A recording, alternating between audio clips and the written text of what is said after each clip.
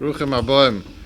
Shem Irgin Shir Terem Mastis Boston. I'd like to welcome everyone to tonight's shir by Rabbi Mordechai Becher. I'd like to give a shekayach to the sponsors of tonight's shir. Rabbi Wolfson, Lili Nishmas Oviv, Rabbi Zeb, Rabbi Zchen Rocha. I'd like to give a shekayach to sponsors of tonight's shir, Rabbi David Einon, Lili Nishmas Oviv, Rabbi Naftali, Rabbi Cheskel, Ova Shalom. I'd like to give a shekayach to Mishpachas Gross. We're sponsoring tonight's shir, Lili Nishmas Isha Chaya Fege Rivka, Bas Rabbi Huda Ari Leib. Eishes Rabbi Chaim Gross was board member of Irgin Shir Torah. We'd like to be a shekach to NB Perlman, who's sponsoring tonight's shir, Lili Nishmas Oviv, Rabbi Yosef, Rabbi Naftali Ben Yamin, Ova Shalom, and Lili Nishmas Imoi, Rachalea, Bas Rabbi Shloima, Hala Shalom. Tanish Shem Tzuris, B'tzara Chaim. Well, Hashem, everyone who was mishtatef in the dinner of Irgin Shir Torah last night, with great schus and achzokas HaTorah and abotzas Torah throughout the world, around the year. The dinner is not over.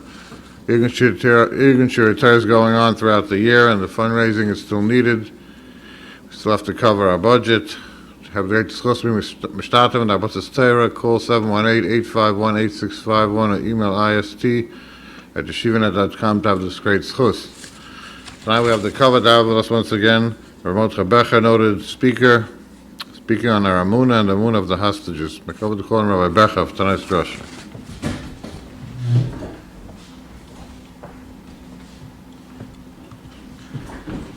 Thank you. I want to mention that, it was the yahrzeit of Rav Zev Wolfson today, and I had the schus of learning with him b'chavrusa once a week for about 10 years in his office.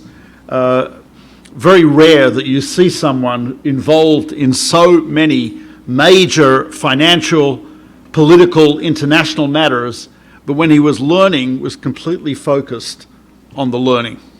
And it was inspirational to learn with him, one of the greatest Tomchei Torah, and I didn't know, but I'm very happy that one of the sponsors was Aaron Wolfson, Yibod L'chaim Tovim, in memory of Rabbi Zev, Zichronat Tzadik Livrocha.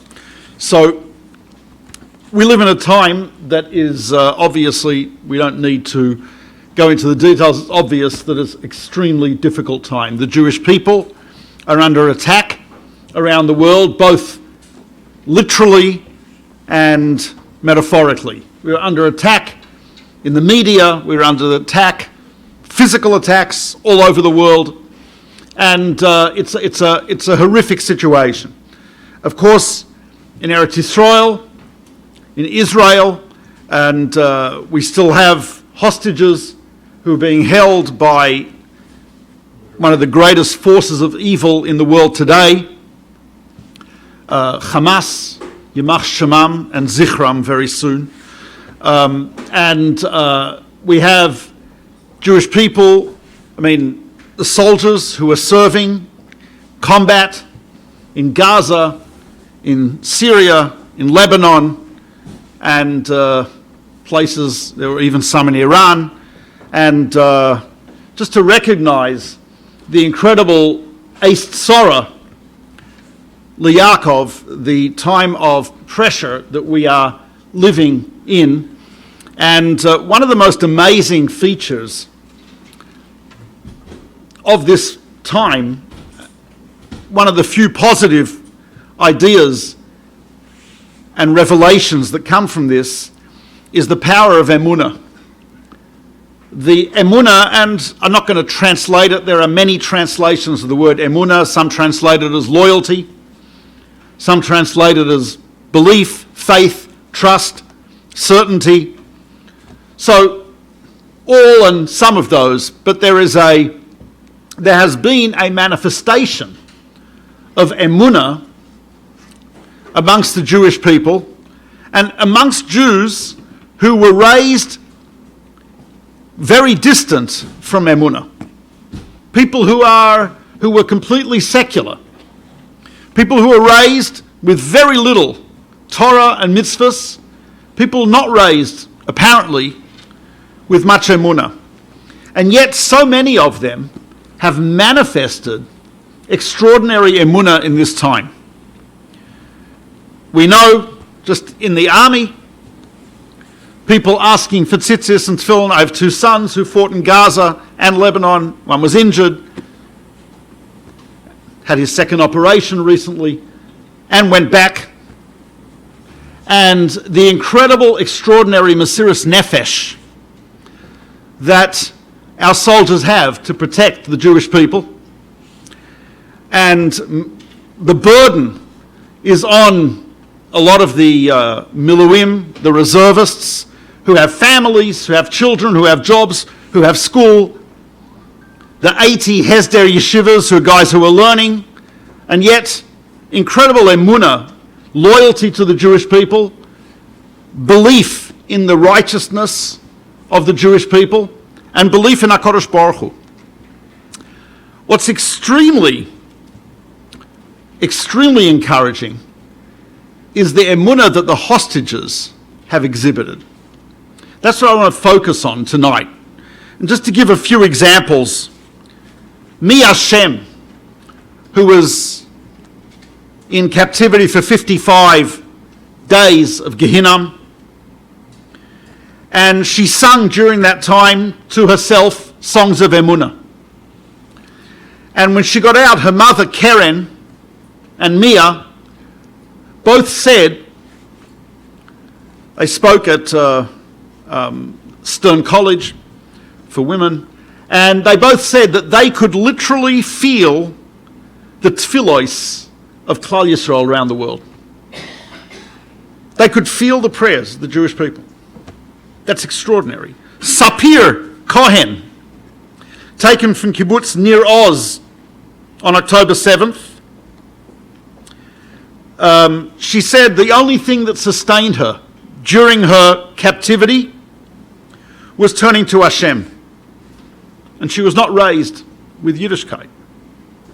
Sasha Trufanov, 29-year-old, Russian-Israeli electrical engineer, abducted on October 7th, held captive for 498 days.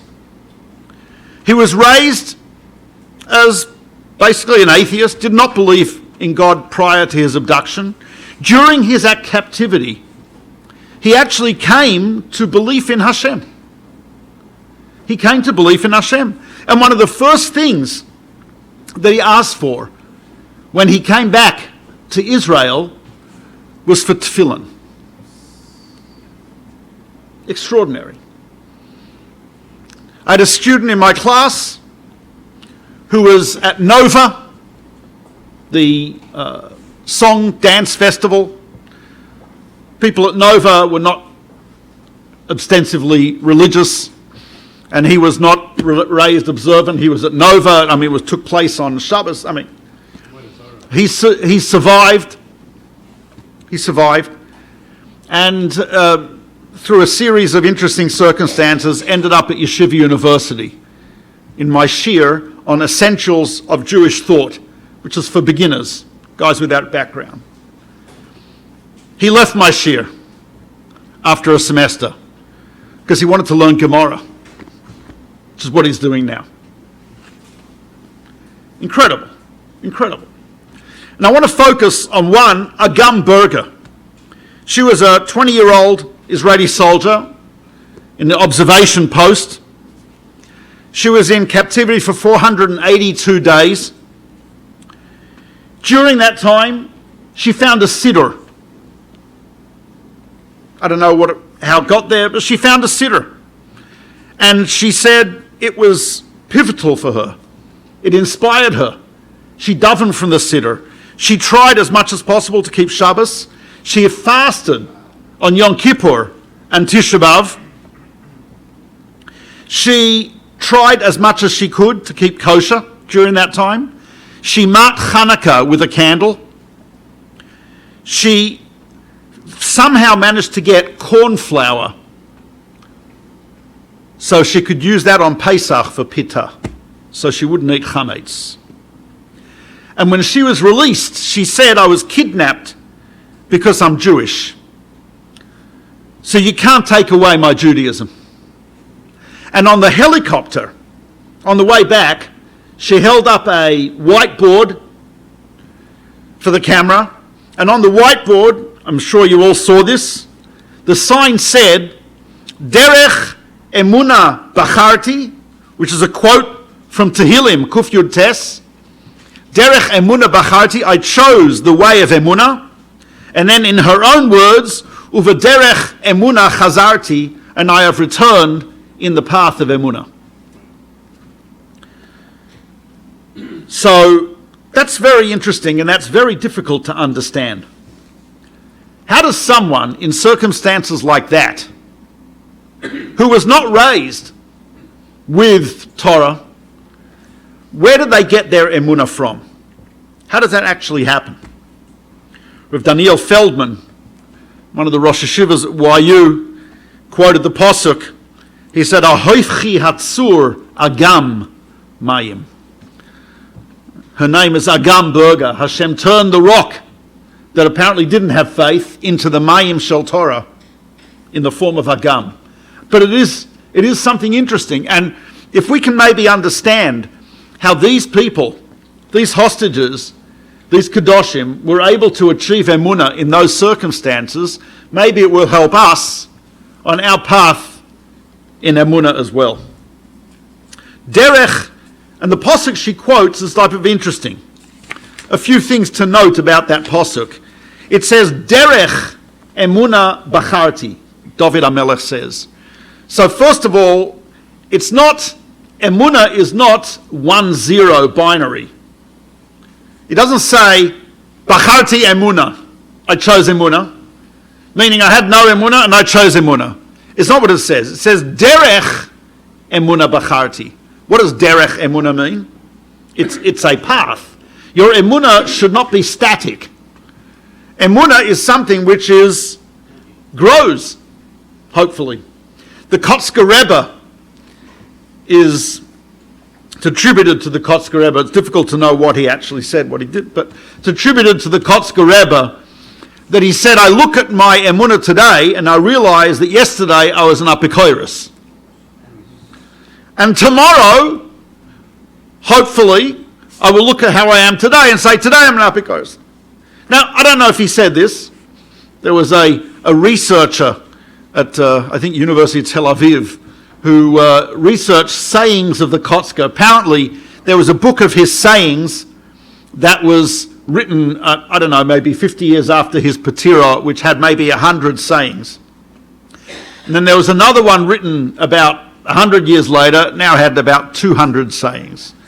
And there was one published recently, had about 1,000. So it's impressive, I've got to say. But what the Kotzker was saying is, that is something which David HaMelech said, which is emuna is not turning on and off, it is a derech, right? Right? It's not on off. It's not closing or opening the electric circuit. It's a variable potentiometer. It's like, which is what you're doing now, right? It is something which is right. It goes up and down, right? And that's derech. So that's the first thing we have to know. And also, derech emuna bacharti, I chose. It is, I think, a mistake to think that anyone is born with emuna. We draw it from our environment, from our education, from our experiences. But it's not, you're not like born with, it's something you have to choose. It doesn't have to choose emuna. I mean, a lot of people don't ever choose. But, right, I think I may have mentioned this before, but a good friend of mine, a Rav in Passaic, told me that he said one of his congregants was on a plane, and he's sitting next to another Jew. They were not flying from Israel or anything. It was not. And he gets his kosher meal. The guy next to him is a non-frum Jew. He's not eating kosher. And they start to talk, which kosher meals often prompt conversation, whether you like it or not.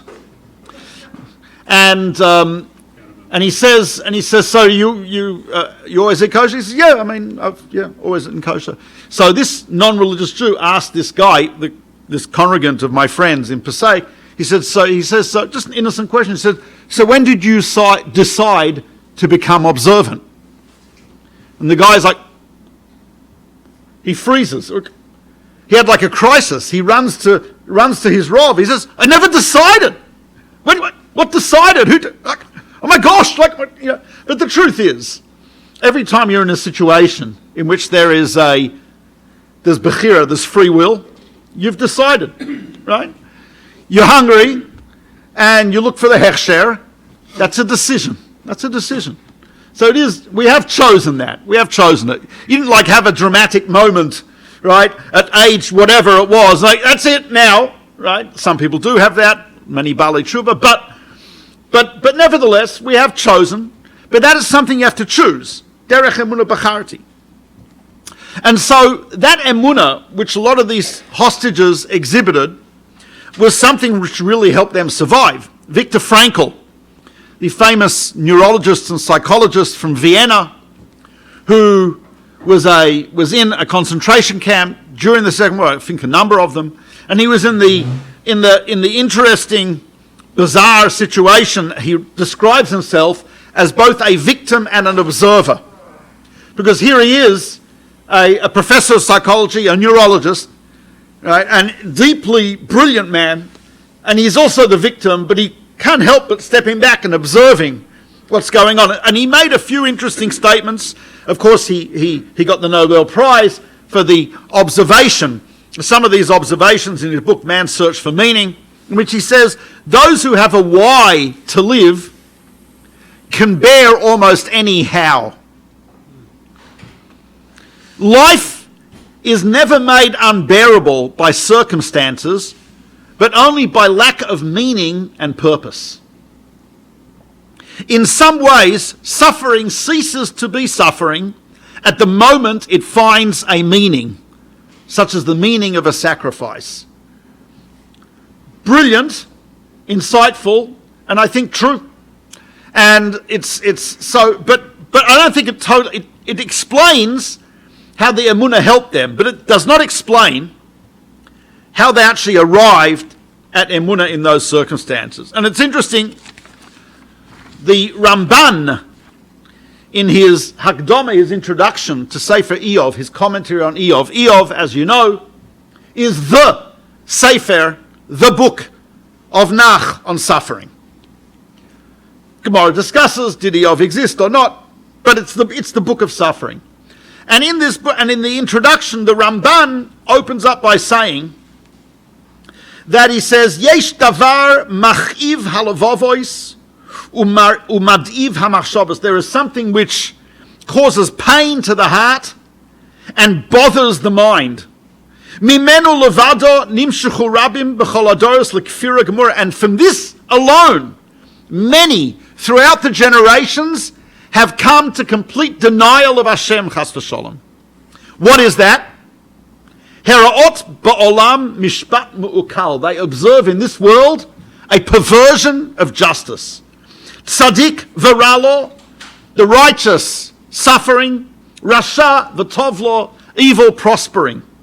Ki yomru, and they will say, Madua derech ploni uploni tzalecha. Why is this person successful? V'lama ploni uploni shiyiru tzadikim avdu. And these people who are righteous are now gone. Zeshoresh hameri b'chol hamordim mikol uma v'loshen. This is a source, he says actually the source of rebellion for people of all languages and nations. And hence the Ramban says, he says this is so central and it's so it's so disturbing and it is so dangerous that I need to devote a large amount of discussion to this idea, and that is what the book of Eov is about. And now it's interesting, if you look in Eov, basically, as I'm sure you all know, you have the many sufferings of Eov. He loses his property, becomes destitute, he loses his family, he loses his health, his appearance suffers, and his friends come and try to give answers. And the first three, Eov dismisses. And the fourth, Elihu, who is the youngest, says, Elihu chika et Eov bidvarim. Eliyahu waited for Eov for his words. Because the other people were older than him. He figured, but what happened was, he thought, I'm not going to say anything because here are people older than me who are probably going to give better answers. So he waited. But what happens in the end is, Vayar Elihu. Elihu saw, Ki ein ma'aneh, b'fi shloshes ha'anoshim, that the three people before him had no answers. Vayichar apo, he became very angry. Became very angry. And Elihu answers. And the Ramban says, it appears to me that in Elihu's answer, Eov does not reject it. So he says, it appears that it must be ha'emet, lefi pashtayak psukim.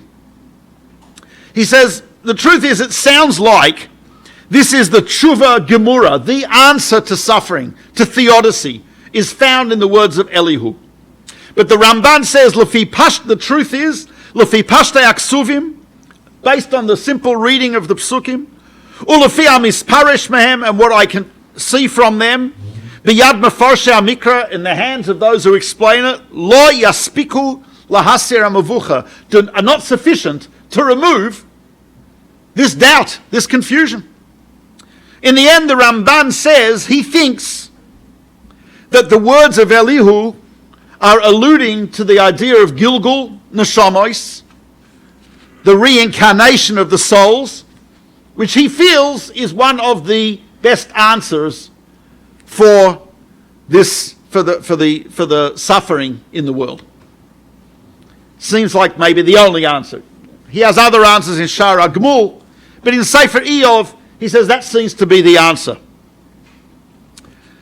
So, but there may be another way of looking at this, and there is a Sefer Darchei Noam, the present Slonim Rebbe, Rav Shmuel Berezovsky, son of the Nesivos, the famous Slonim Rebbe. So his son, brilliant and a great tzaddik and Talmud Chacham, in his Sefer Darchei Noam discusses this. In the first part, it's about emuna and bitochen. And he discusses this at length. And he says, I think that the primary answer that Elihu gives to the suffering of the righteous, the prosperity of the wicked, tzaddik v'ra lo rasha v'tovla, is in his opening words. We'll get there. Opening words of Elihu are, Vayan Elihu, Vayomer, and he said, Sa'ir ani l'yomim, look, V'atem yishishim, I'm young, you guys are older. Okay, Zachalti, Va'ira, Nechavos diyeschem, I was a little nervous, scared about expressing my feelings, my thoughts to you. Amarti, I said to myself, Yamim yadaberu, the days, your length of days will speak. You've got the experience of life, etc. And here's what he says.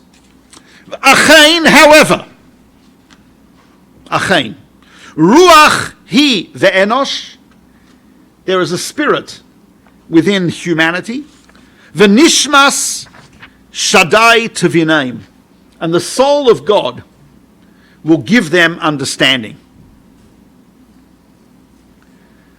Now the Ramban understands this as Gilgul, but the Slonim Rebbe understands it quite differently.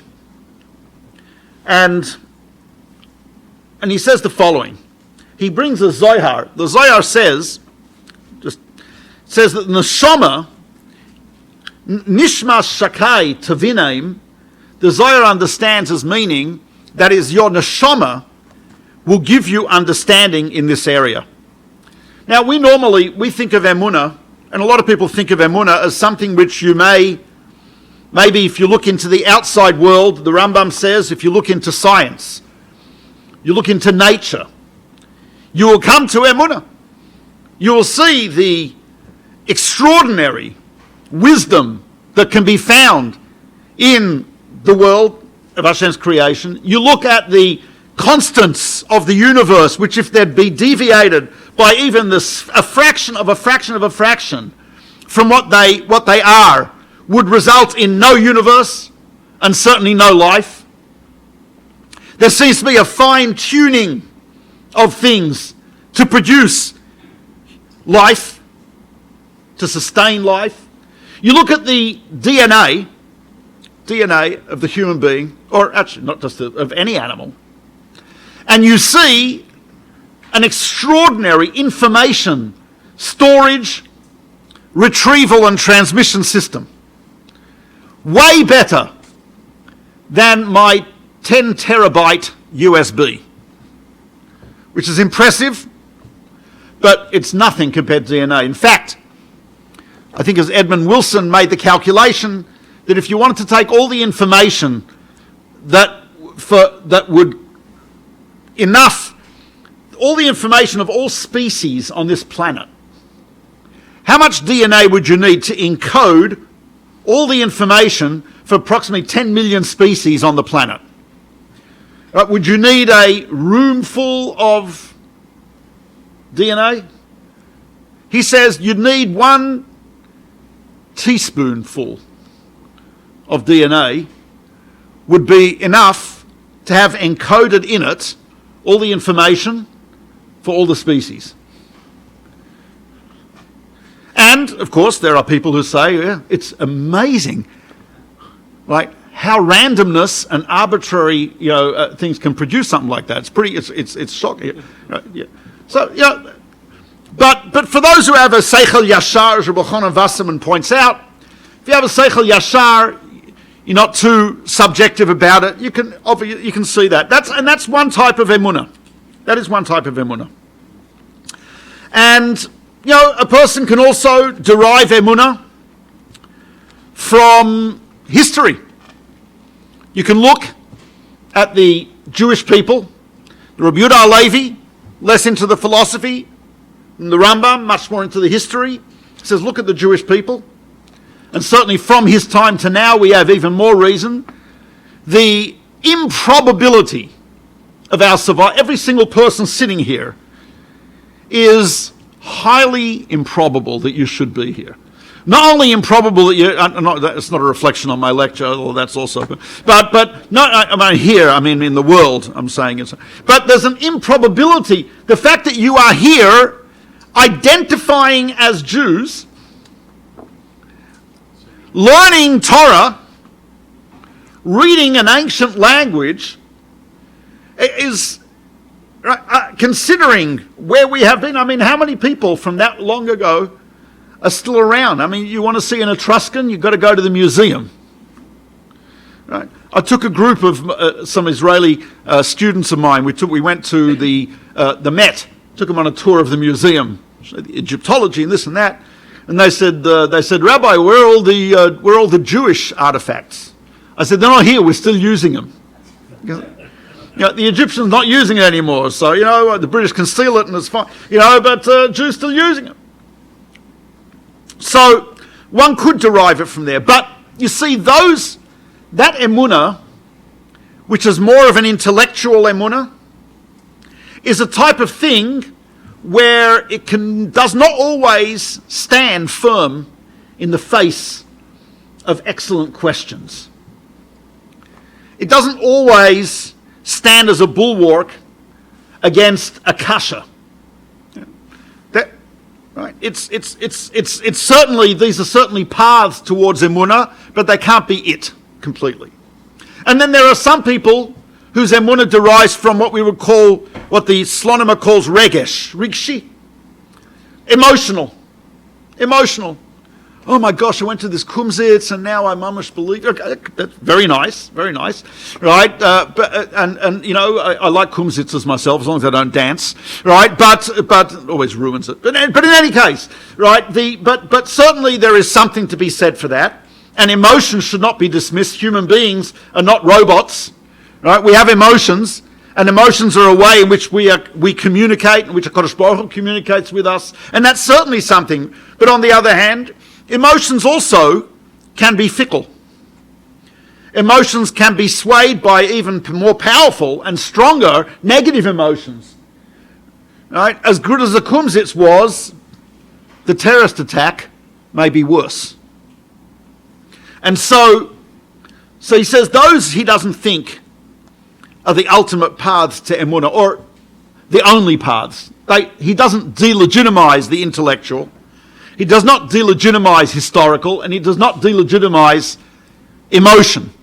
But he says those are not sufficient. There is something he calls mehemenusa shleimosa, complete emuna. He gets the term from the Zohar. And he says that emuna gives a person such clarity, and such strength that nothing can cause him to deviate from that emuna. And he says, where does that emuna come from? Not from the external world. That comes from inside. Nishmas shakai tivinaim. He says it comes from the awareness of the neshama. The awareness of the neshama. When a person has an awareness that they have a neshama, there's a certainty in that. You can't take that away from me. It's almost like the French philosopher, it was a Descartes, who said, when he was asked for evidence, how do you know you exist? How do you know you exist? So he said, cogito ergo sum. Latin, I think, therefore I am. If I'm asking the question, I'm asking the question, who's asking the question? I'm asking the question. Right. So to some degree, the Slonimer is saying a very similar idea. Saying a person could be in a situation which is just absolutely horrific, but inside there is something asking, how could this be? There is something asking, is there a meaning in this? There's something asking, where can I go with this? And he says, you have to ask yourself, what's asking that? If I'm just a physical chemical machine, as some would say, why is that physical chemical machine searching for meaning? In my computer sitting on the desk is sitting there saying, why am I here? No, it's a computer, it doesn't, right? It just does. AI doesn't do that either. It doesn't question its own existence. The human being does. And that's the neshama talking to you. And it's interesting, Rav Chaim David Halevi, who was the Sephardi chief rabbi of Tel Aviv, passed away in 1998, has a tshuva. This is before the Slonimer, but he writes. He says the following. He says, I feel that the primary way of achieving emuna, he says, hu chitut ha'adam benivchei nafsho pnima. He says it's by searching into the depths of the soul inward, legalois es nishmasoi, to reveal the neshama.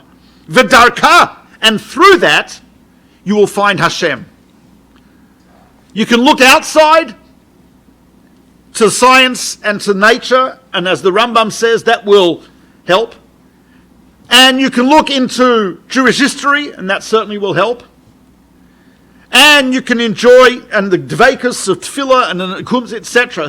But he says, Rav Chaim David Halevi is saying the same as the Slonimer, which is look inside. And he quotes the same pasuk. Dai lo la'adam, lahatzitz kolshu pnima. It's enough for a person to look into himself.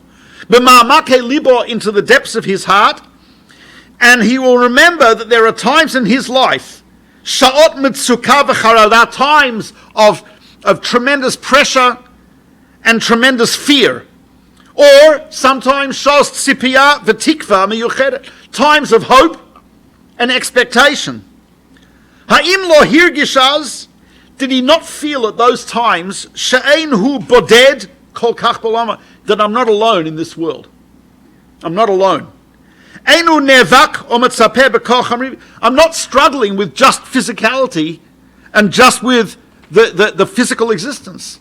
There's something which is beyond that. That's the nishma shaddai tivinaim. Chovos Halevavos writes, he describes a certain chassid, pious individual, doesn't say who it was, who was obviously, when you read the Chovos Halevavos, it's all I think of as the hostages. He says this to Shar Avas Hashem, Perek Aleph. Elokai, Hashem, here avtani, you've starved me. Eirum azavtani, left me naked. B'mechashchei halayla hoshavtani, you've placed me in the darkness of night. Starvation, deprivation, darkness, humiliation is what these people have gone through. And he says, Im tisrafeni ba'esh, even if you burn me with fire. Lo osif ki im ava v'simcha bach. I will only increase in my joy in you. That's very difficult for us to understand. But he understands, the person understands that Hashem is with him because his very feeling that this is experiencing from Hashem, his very quest for a meaning in this is evidence to him that Hashem is there and Hashem hasn't abandoned him. Very interesting, the Griz, I won't go into the details of it, Yitzhak Zev Soloveitchik points out, it's interesting in the Gemara, if you're mafkir something, you take something, you've got an old computer monitor, and you put it out on the sidewalk on garbage day. So what's that called? Hefker, ownerless. Anyone sees it, they can take it. It's ownerless. I've abandoned that property. It's kosher, right? It's not mine. Hefker. Let's say, now the Gemara has a discussion, following discussion. Someone throws a pottery utensil out the window. Their second floor, third floor, they throw this out the window. I'm standing there on a balcony with a baseball bat, practicing my swing, or cricket bat actually, and as it comes by, I smash it. The Gemara discusses, am I chayev? Am I liable for damage of that pot, of that vase? So the Griz asks, what do you mean? He threw it out the window. What could be more hefker than that? If I walk over to the computer monitor sitting on the sidewalk on garbage day and with my cricket bat I smash it, does anyone have any thoughts that I should be liable to you? What? Right? No, okay, ecological terrorism. But I mean, I'm not liable to you. No, what's the hezek? So he says, why is it you make something hefker? Okay, you throw something out of your window, and I smash it on the way down. He says, I'll tell you why. The Griz says, because when someone abandons something and makes it hefker, they have no interest in it. They have no goals for it. They have no purpose for it. It's ownerless. When I throw something out the window, it's still mine. You know why? I have a purpose for this. It may be because I want to measure the acceleration. Maybe I'm Galileo, right, etc. It may be that I want to expiate my anger in order to frighten members of my family, etc. Right? The Gemara discusses, okay, but only doing it to, okay, whatever. Right, but he says it's only, even if it's being smashed, there is still ownership there. It's not am I making the point? So the Griz says that's true of HaKadosh Baruch Hu with Klal Yisrael. Sometimes we get smashed. But that's not hefker, that's not abandonment. Hashem has a purpose in that. Hashem has a goal in that. There is something we're going to get out of that. So it's not hefker, chas v'sholom. And a person feels that. Person can feel that. And it's interesting when the Ramban says, Nimshuchu rabim b'chol hadoros l'kfira gemura. As a result of these questions of tzaddik v'ralo, etc., people throughout all generations have been drawn towards kfira. And we know from experience there are people who went through the Holocaust who lost their emuna. There are people who went through who didn't. Shlomo Carlebach used to call them holy apikorasim. Okay, and it's hard for us to criticize. It's not hard. It's impossible for us.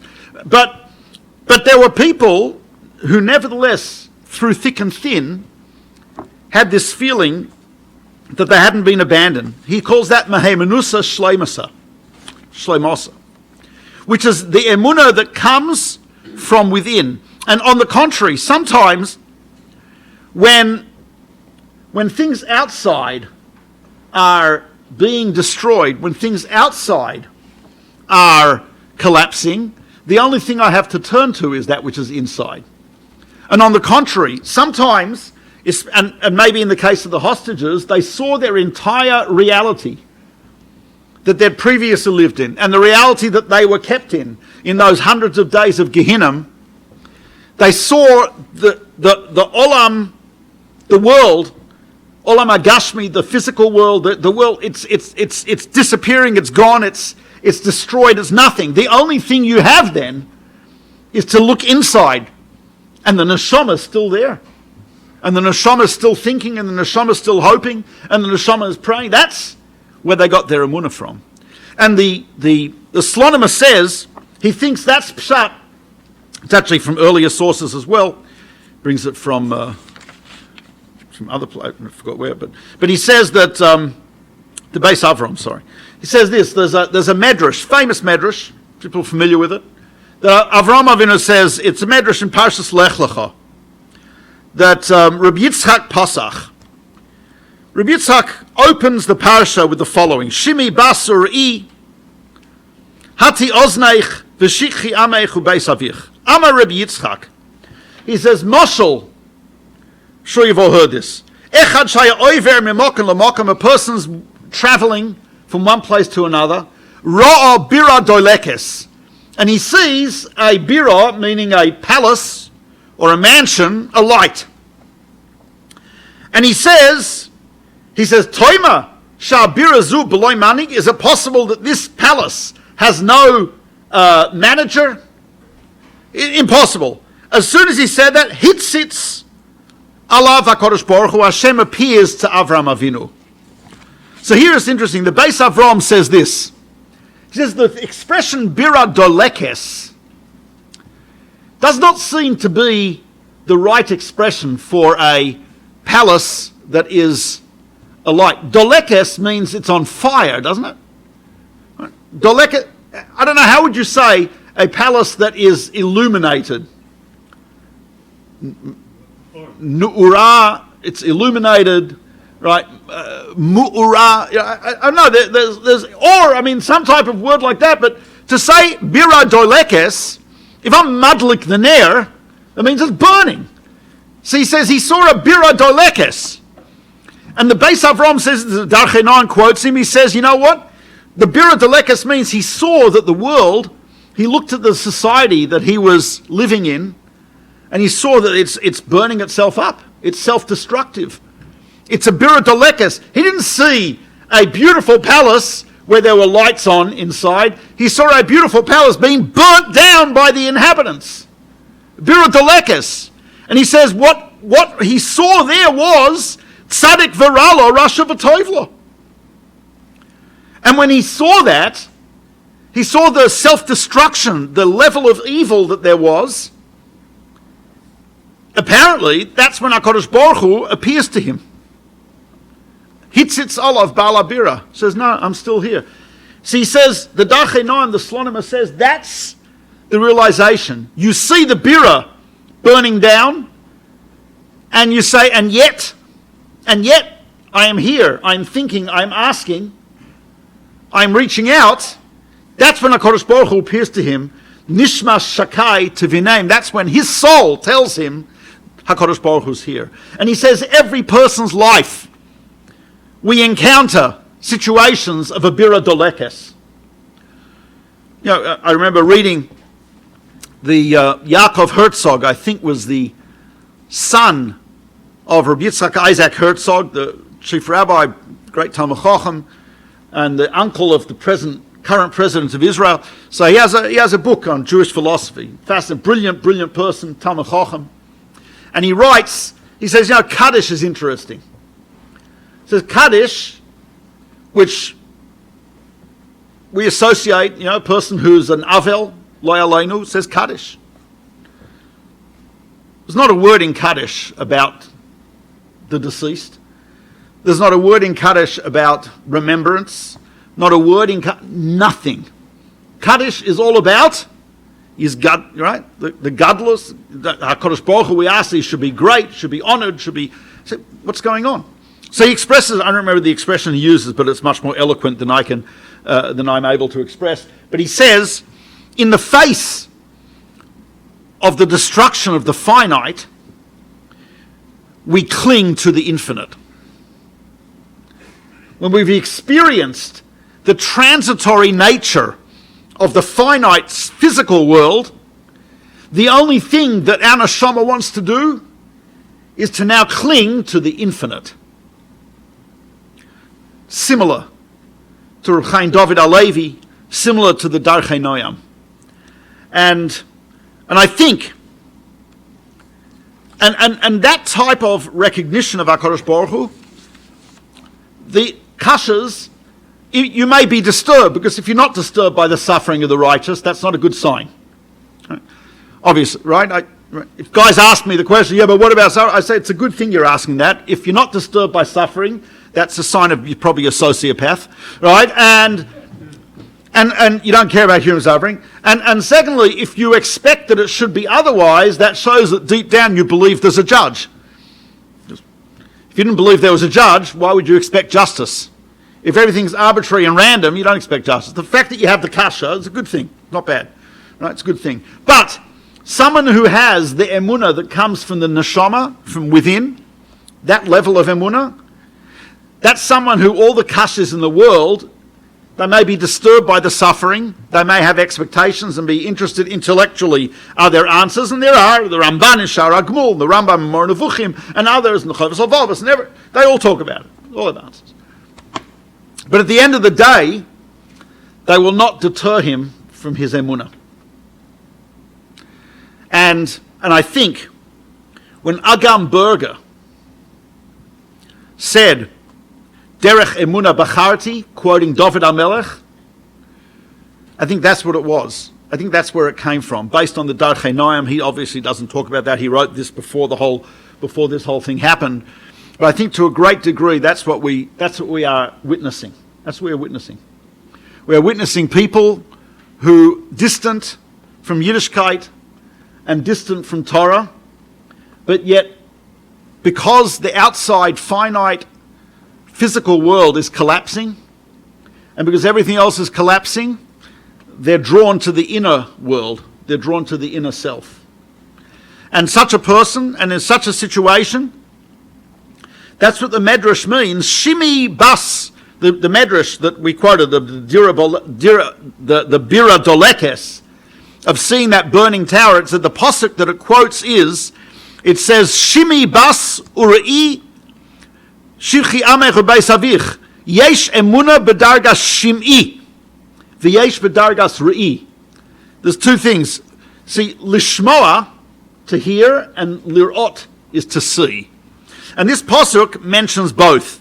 So it's type of interesting. So the Slonimer says that generally Shmiya is associated with the intellect, an intellectual argument. When like the Gemara always will say, if it wants to bring an argument, bring a proof for something, so it says Ta Shma. Come and listen. Come and listen. Because listening, you have to add one word to the next, construct sentences, and it's not all in one shot. It's step by step.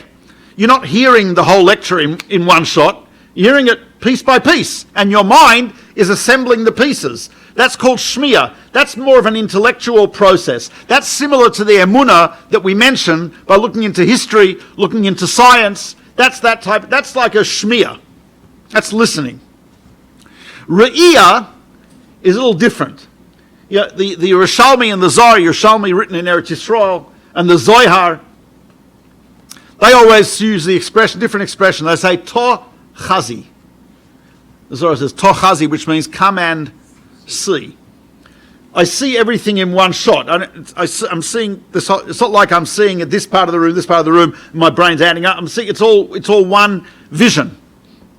And the emuna that we get from the nishma shakai to vinem is an emuna which is much more of the tochazi, come and see, rather than come in here. Not that it's anti-intellectual. It's not against the intellect, but it's something a little more than that, something beyond that. And interesting, the Rambam in the beginning of the Mishnah Torah, where he gives us the mitzvah of belief in Hashem, he does not use the word belief or emuna. He uses the word, beginning of the Mishnah Torah, leida, with an ayin, leida, to know. Lada'at, to know that there is Matsui Rishon, there is a creator, to know. Das, that's the same term he uses in the Sefer HaMitzvahs in the original Arabic. He uses the term atakad, which is Arabic for to know. Rav Saadia Gaon's Sefer, Ha'emunah V'Hadayas, originally written in Arabic, as was the Chovos HaLevavos, the Moreh Nevuchim, etc. So it's called Kitab al-Amanat wa'al Itakadat. Kitab, the book, al-Amanat of Emunah, wa'al and of Itakadat, Das, Emunah, Emunas V'Dayas. So the Rambam uses that term beginning of Sefer HaMitzvahs. What does the term Das mean? The term Das means that something is part of you. I can't even necessarily, I know I exist. Can I prove I exist? Right? If someone's walking around trying to figure out they prove they exist, either they're a philosophy student or they're crazy, right? But I know I exist. In fact, the first thing we know, the way everything in the world, right, is starts with our basic knowledge of the self. And from there we extend the self. And there we extend our knowledge. So das, and the use of the word das in the Torah, vayeda ha'adam eschava ishto, it means chibur, it means a joining together of two becoming one. And so this type of emuna is an emuna which I think is the closest thing, is the das that the Rambam's talking about. Because it's intrinsically within me, it's not external to me. It's not because I heard this in this seminar, and I got that argument, or this historical fact, etc., etc. It's not necessarily quantifiable in that way. And it's not necessarily even able to be explained to another person in that way. But it's something that we know, and it's something which is a das.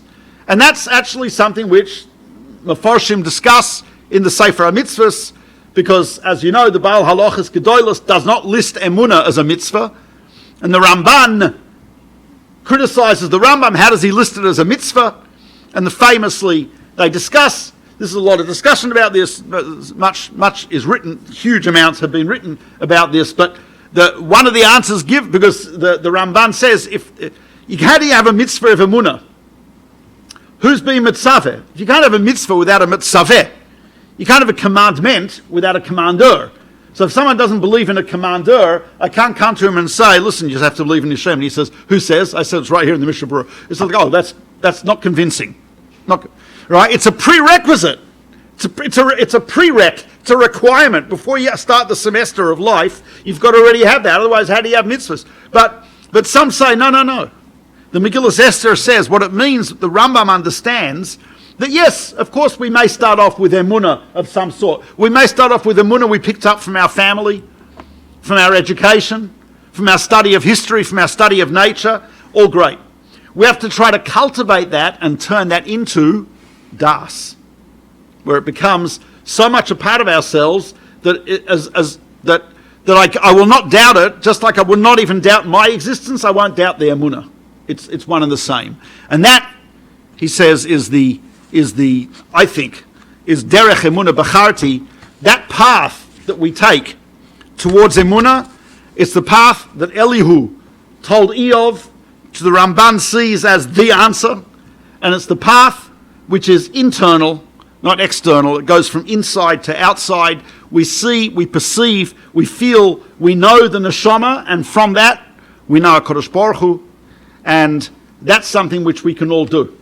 That when we look at the world, adarabah, on the contrary, the collapse of so much of society, ethics, simple knowledge, facts, etc., the collapse of all of that should be an indication to us that the only thing constant is the neshama. The only thing constant is HaKadosh Baruch Hu, and that's something which we can gain from these moments, the silver lining in the terrible clouds we're in, and Be'ezer Hashem in the schus of our emuna, in the schus of the Emunah of the hostages, in the schus of the Emunah of the soldiers, in the schus of the Emunah of Klal Yisrael, we should be zoiche to a time when the Malach Haaretz Das es Hashem, the world will be full of the knowledge of Hashem. Das Kemayim Liyam Chasim, like the water covers the ocean floor.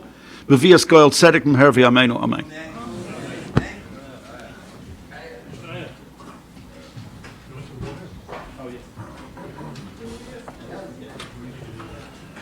Shem Irgenshir Intellect give big as a kirk to Rabbi Becher for the inspiring Joshua. As Rabbi Becher was mentioning, we don't know and understand Hashem's ways, always the cause and effect. And one of the things is people sponsor Shiurim and Irgenshir Torah for schus, for this, schus for that. But we like to announce that this year, especially as the summer dinner event had the theme of Shidduchim with a presentation of the Gedolim Eretz Yisrael, which many people who saw the signs assumed that it was a Shidduchim event, but in any case, Rabbi Boldspoker had a Shir and Shidduchim this summer, and there were other Shiurim this year about Shidduchim. Rabbi Lozanis and Reuben had a Shir and Shidduchim and Zivugim this year in Borough Park, and Rabbi Yossi Schwartz sponsored the Shir as a schutz for his daughter should find a Shidduch, and as Hashem, on the day of the dinner of Irgenshir Torah, his daughter got engaged to Meir Hirsch from Passaic, Rabbi Becher's hometown, and Mazel Tov, and we sometimes see the cause and effect of sponsoring shiurim and such type of things. We like to share in the Simcha. Wish them a big Mazel Tov.